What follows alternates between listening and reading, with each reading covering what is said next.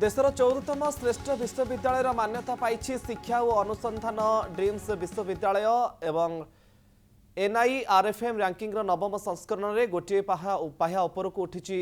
सोआ विश्वविद्यालय नुआदिल्ली केन्द्र शिक्षा मंत्रालय पक्षर तालिका घोषणा करपरि सामग्रिक शिक्षानुष्ठान तालिकार गत वर्षर रैंकिंग ठारू 2टी स्थान उपरक उठी सोआ 24तम स्थान हासिल कर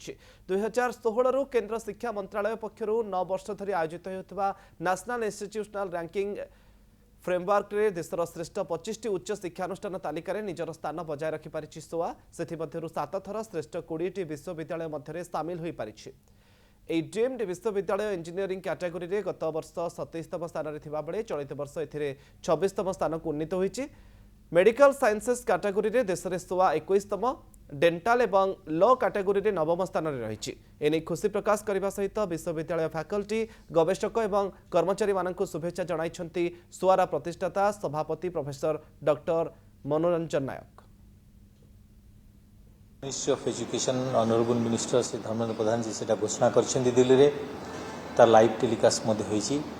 ए वर्ष आम बहुत गौरव मन करें पूरा ओवरऑल यूनिवर्सिटी कैटेगोरी रे